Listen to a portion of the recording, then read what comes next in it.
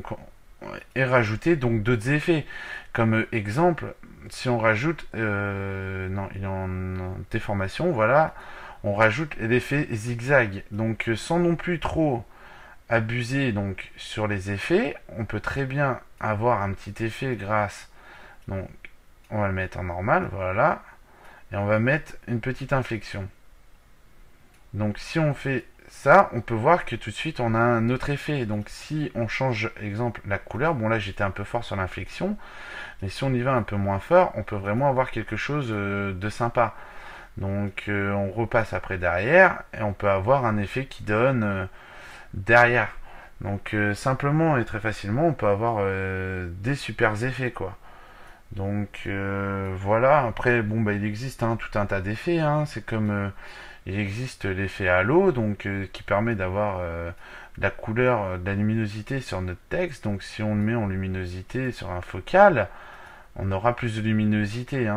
Donc après, il faut combiner de toute façon plusieurs effets pour pouvoir avoir tous ces rendus et avoir l'effet qu'on voudrait faire. Donc suivi des tutoriels, il y en a pas mal sur internet qui expliquent comment coupler les effets ensemble et suivant ce que l'on veut faire. Donc on peut faire vraiment beaucoup de choses. C'est comme l'effet haut là, donc onde, on peut avoir un générateur d'ondes très facilement et très simplement. Donc là moi j'ai mis les valeurs à fond, donc voilà. Mais on aurait pu très bien prendre notre effet trait. Donc ici exemple sur le trait, tout à l'heure on ne l'a pas vu, mais on peut rajouter exemple 30 pour avoir un trait de... Voilà.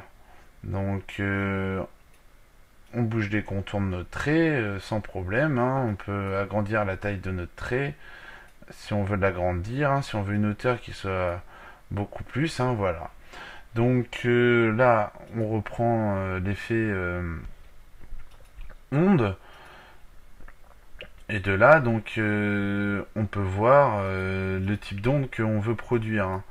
Donc bon, là, ça, on le voit pas trop, mais autrement, si on bouge juste un petit peu les paramètres sans trop toucher, on peut avoir des super choses. Le mieux, c'est quand vous avez réalisé quelque chose. Moi, je fais pas mal de screencasts de Photoshop, donc je garde réellement toutes mes commandes. Donc ça permet d'avoir plein d'effets très facilement, très simplement. Donc vous pouvez aussi utiliser la commande T qui permet d'avoir directement le panneau. Donc en faisant T, on peut voir qu'on peut faire de la rotation directement, très facilement, très simplement.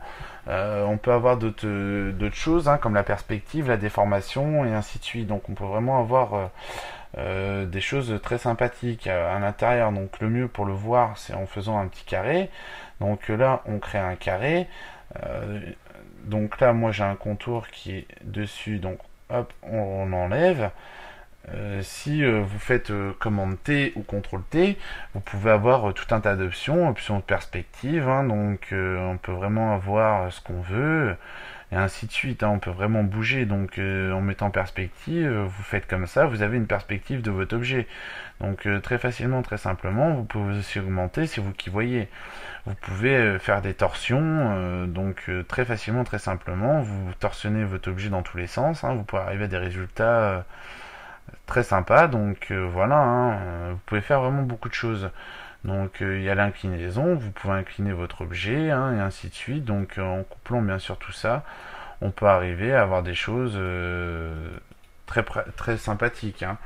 Donc c'est vraiment au choix, très facilement, très simplement, on peut avoir quelque chose de bien sympa. Donc c'est à vous de jouer avec les effets pour avoir des super trucs bien sympas. Donc exemple, vous réglez l'opacité de ça, voilà, vous pouvez faire une petite opacité, puis hop, on fait une petite couleur,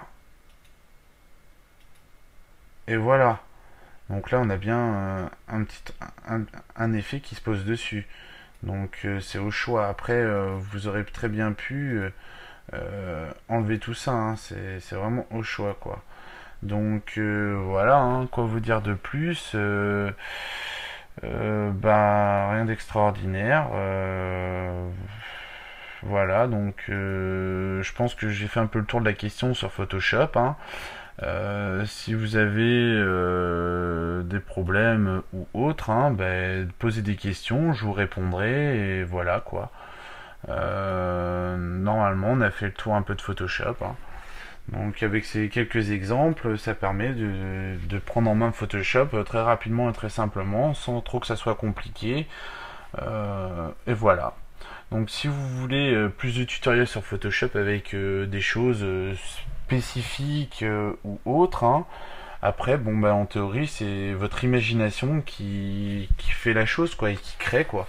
Donc il suffit d'avoir de l'imagination, de connaître les outils, de les avoir utilisés auparavant pour pouvoir créer de belles choses. Donc j'espère que ce tutoriel vous a plu sur NetArmix et je vous dis à bientôt pour de nouveaux tutoriels sur Photoshop.